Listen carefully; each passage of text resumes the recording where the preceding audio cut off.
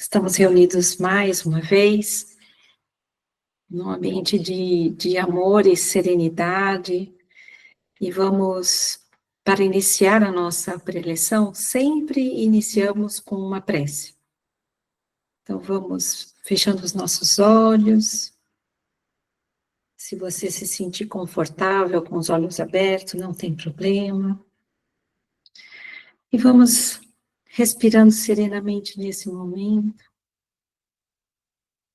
E imaginando que nós temos diante de nós uma estrada no meio da natureza. Você pode imaginar a estrada do jeito que você quiser. Há um caminho a ser seguido. Podemos ver o sol por entre as folhas das árvores. Podemos sentir a energia das plantas. A estrada se abre diante de nós, mas não podemos ver onde ela leva. E assim seguimos confiantes na estrada, confiantes, Senhor, no amor que emanas para todos nós, nesse amor que sustenta o planeta, o amor que sustenta as plantas, sustenta os animais, sustenta todos os seres humanos, esse amor que nos dá o sol, que nos dá as estrelas durante a noite, esse amor, ó Pai, com que nos dás a vida e a oportunidade do crescimento. E assim, com os caminhos, as estradas abertas diante de nós, nós seguimos com fé no Teu amor.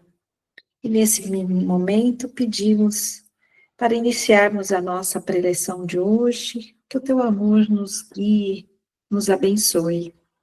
E dizemos que assim seja.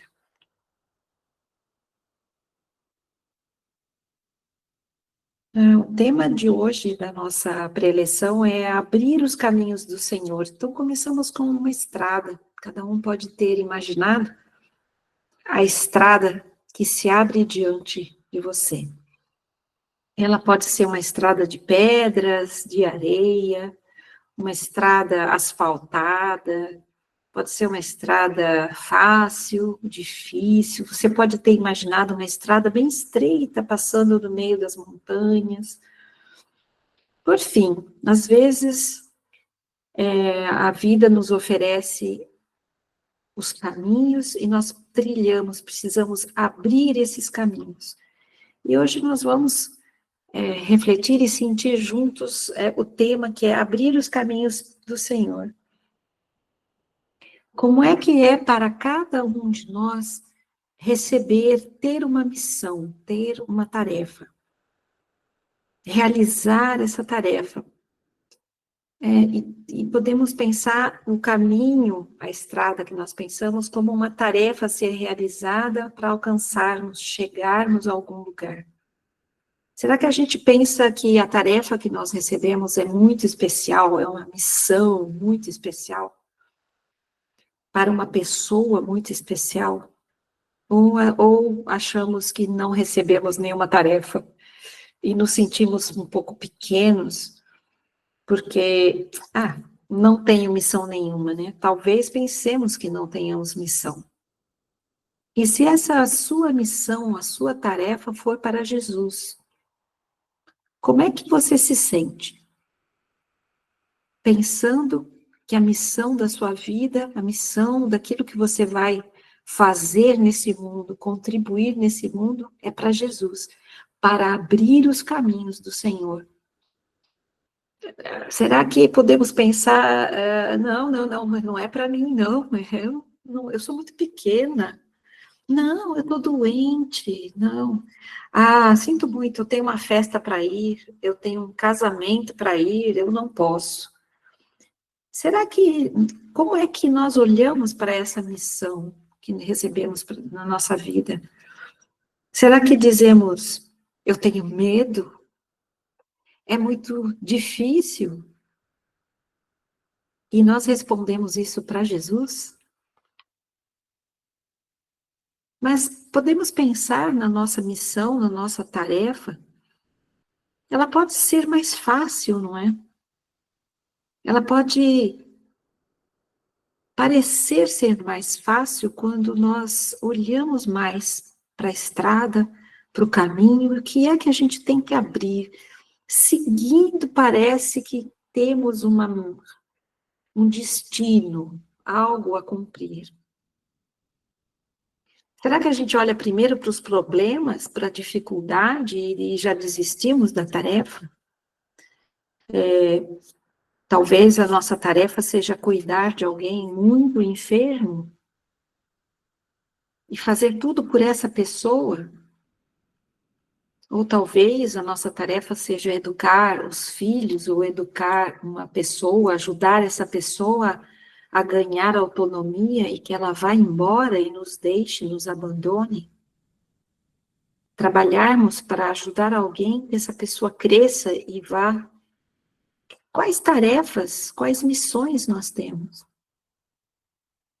E eu trouxe para nós pensarmos hoje juntos e sentirmos juntos a história de um homem que nasceu há 2000 anos. Ele nasceu de uma promessa, porque seus pais não podiam ter filhos. Seus pais já eram muito idosos. E quando ele nasceu, ele era quase que um milagre. Porém, logo depois, pouco tempo depois que ele nasceu, o seu pai morreu e ele ficou órfão. Só a sua mãe cuidava dele. E alguns anos depois, ele tinha mais ou menos 6 anos, 6, 7 anos, ele ficou órfão de mãe também. Então, para pensarmos hoje a história de João, que ficou órfão aos 6 anos, nós vamos ver que caminho, que missão esse João, essa criança recebeu. Diz o livro Harpas Eternas que ele foi acolhido por um grupo de homens que buscavam ser mais elevados e próximos a Deus. Eram os essênios, na época de Jesus. E esse menino cresceu lá com os monges, com os essênios. Lá ele aprendeu a buscar a pureza do coração. Ele aprendeu uma vida muito simples. Levantar de madrugada, tomar um banho gelado, trabalhar primeiro, e só lá para as 9 horas da manhã tomar um café. E sempre, sempre fazer oração. A oração agradecendo porque conseguimos acordar, oração pelo alimento antes de comer, né? Antes de comer um banho para purificar o corpo. Então ele aprendeu uma vida muito simples, mas muito disciplinada, órfão de pai e mãe. Só que João ganhou muitos pais. Todos aqueles que cuidavam dele, que estavam ajudando o João a crescer e a se aprimorar como criança. Será que ele ficou revoltado por isso? Será que João ficou reclamando por ter ficado órfão? Diz a história que com 11 anos, mais ou menos, ele encontrou com um primo dele, que foi parar lá naquele mosteiro onde ele ficava, que era no Monte Carmelo, e eles passaram alguns anos juntos. João encontrou Jesus, que era seu primo, enquanto Jesus passou um tempo com os essênios. E a personalidade de João era muito diferente de Jesus. João tinha uma vontade muito forte, subia muito fortemente nas árvores, brincava com os animais, e Jesus era bem delicado, um menino que gostava de passarinhos e que gostava de ficar quieto na natureza. Eles viviam juntos. Quando a gente olha para João, esse adolescente órfão, com uma vontade muito grande, crescendo junto a muitos pais, será que a gente consegue imaginar qual seria a missão dele? A gente sabe que João, depois, com mais ou menos 30 anos, ele sai e começa a falar para as pessoas que essa pureza do coração elas deveriam buscar. E ele começa a dizer para as pessoas: mostrar que alguns erros, algumas falhas precisavam ser educadas, precisavam ser mudadas. E ele cumpre uma espécie de papel de educador quando ele diz para as pessoas: arrependa-se das coisas ruins que você faz e volte o seu coração para Deus. E como ele tinha uma vontade muito forte, ele tinha uma personalidade, uma, uma, uma paixão muito grande pelo que ele fazia, um amor muito grande, era como um fogo, né? João ia arando os corações das pessoas, ele ia preparando o terreno duro e árido das pessoas, para que depois viesse Jesus, doce, plantar as sementes de amor no coração. João passava arrancando os tocos, arrancando as pedras do caminho, preparando. E quando chegou o momento, João desaparece. Ele fez, cumpriu a missão, ficou 2 anos preso, em função daquilo que ele falava, e chegou o momento de João ir embora. E nós o conhecemos como João Batista, porque ele usava esse procedimento da pureza do coração, representado simbolicamente na pureza do banho, do batismo, né, me renovar, nascer de novo. Então, esse primeiro órfão que nós estamos vendo, teve dificuldades, teve que trabalhar a dureza, a frieza do coração das pessoas, ele era muito diferente delas, sofreu preconceito, foi chamado de louco, foi perseguido, mas ele foi amado também, porque recebeu o amor e o preparo. Alguém o preparou e o entregou para a vida. Mas a minha missão não é como a dele, preparar o caminho para Jesus. Como assim? Minha vida, olha para mim, olha quem eu sou, Elaine, olha o que eu faço, as dificuldades que eu passo. Então, vamos ver mais contemporâneos, lá para o ano de 1746, nascia um outro João, nascia na Suíça. Esse João nasceu muito pobre e ficou órfão de pai logo ao nascer. E a sua mãe passou muito preconceito, passaram muita necessidade. E esse João foi procurando crescer nesse ambiente difícil, e quando ficou adolescente, ele procurou lutar pela igualdade das pessoas. Fez faculdade, estudou na Universidade de Zurique, ele fez faculdade, ele continuava achando que poderia fazer o bem para quem não tinha acesso, para os pobres, para as pessoas excluídas. Esse João, que era Johann, ele, com 23 anos, ele casou e foi virar fazendeiro. Só que fracassou, ele não deu certo como fazendeiro, não era a missão dele. E será que ele desistiu? Porque afinal ele fez uma escolha errada? Nosso amigo Johann decidiu abrir uma escola na casa dele e começou a ensinar as crianças das aldeias e filhos dos agricultores. O amor que ele havia recebido da mãe e a condição que ele foi recebendo de ajuda também, ele começou a ensinar em casa. Veio a guerra, em 1798, e ele começou a ver as crianças órfãs, sem pai, sem mãe, sem comida, andando soltas pelas ruas. Ele decidiu trazer todas elas para perto do coração dele, abraçou essas crianças, deu comida e deu educação. Ele começou a ensiná-las. Depois de um tempo, ele estava no local, ele foi expulso e precisou mudar de cidade. Enquanto isso, ele escrevia as suas teorias sobre educação e ele procurou o imperador na época, Napoleão, para propor que a educação fosse melhor, que fosse mais humana para as crianças.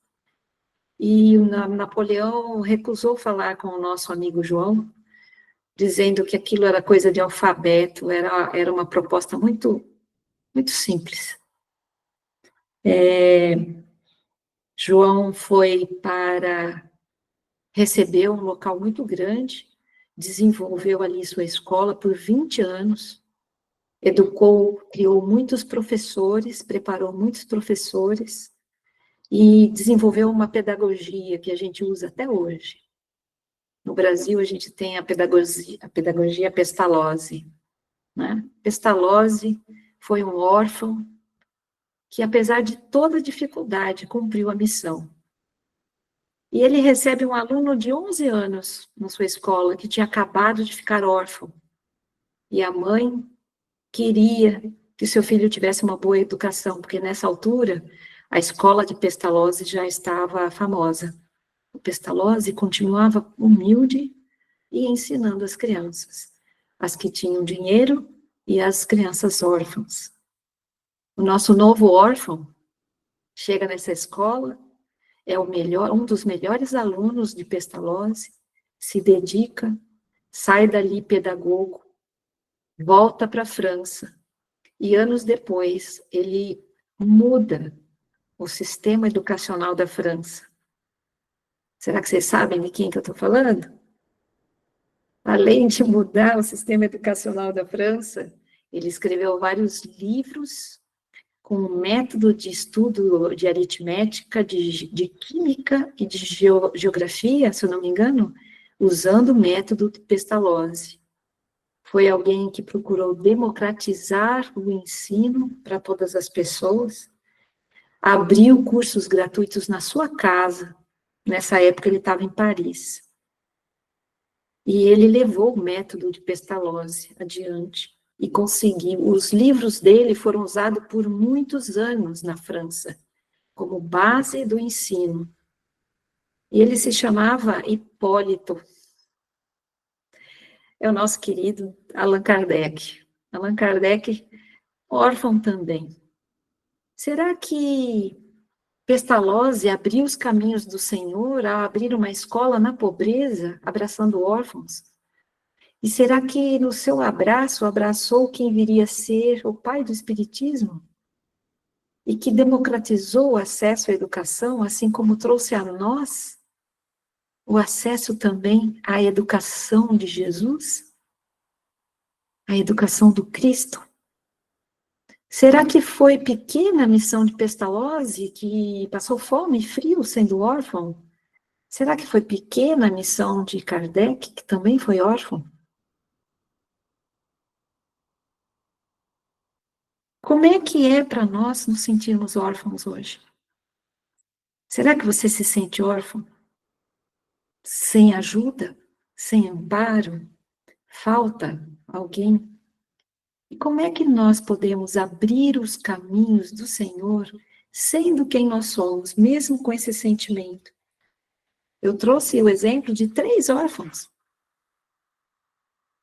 que cumpriram a sua missão e seguiram.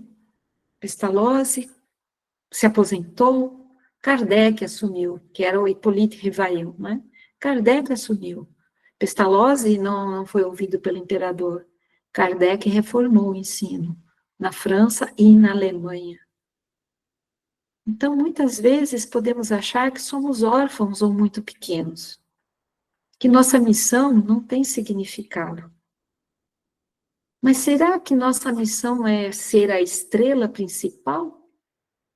Ou será que a nossa missão é sermos colaboradores, coadjuvantes, sermos a ponte que ajuda alguém, e esse alguém vai ser o que vai fazer, como João fez com Jesus.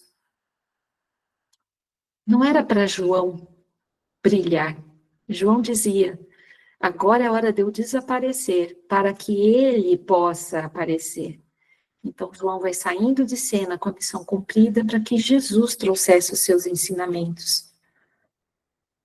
Se todos esses nossos irmãos aqui desistissem da sua missão, João o Batista, Johann Pestalozzi, ou mesmo Kardec, nós estaríamos hoje aqui? Teríamos acesso a esses ensinamentos, ou mesmo a uma educação mais humanizada, que começou com um João muito pobre, que foi ajudado, que ganhou a ajuda dos ricos no sul da Suíça, deram um local para ele ensinar, apoiaram, provavelmente financeiramente. Não é? Não existe missão pequena. A sua missão não é pequena. Talvez o caminho que você tenha que abrir é para Jesus. E você não sabe onde esse caminho vai chegar. Pestalozzi não sabia que no Brasil a sua pedagogia seria muito, muito importante. A gente tem no Brasil o Instituto Pestalozzi, que foi uma outra área dele. Ele desenvolveu uma educação para cegos. Até hoje no Brasil existe o Instituto Pestalozzi para cegos. Será que ele imaginava isso na sua pobreza? Tem uma frase dele que é: eu sou um mendigo ensinando outros mendigos a se tornarem seres humanos. A tarefa de Pestalozzi não era pequena. Talvez ele se achasse pequeno, mas ele fez. E depois ele saiu, se aposentou. Depois veio Kardec, que fez a reforma do ensino na França, que era o sonho de Pestalozzi. Não há tarefa grande demais para você. Não existe orfandade. Você não está sozinho. Vai sempre aparecer alguém que vai ajudar. Você faz parte de um plano maior, que talvez neste momento você não enxergue o resultado final. Neste momento. Às vezes nós estamos mais preocupados com as pedras do caminho. E a gente não enxerga que talvez aquela pessoa que você estende a mão e ajuda, aquela criança que você educa, aquela pessoa que você cura, aquela pessoa que você ouviu e ajudou essa pessoa a reagir, mudar de vida. Você não sabe onde a sua missão vai levar. Quem vai vir depois de você, que aí sim essa pessoa realizará aquilo que estava iniciado por você.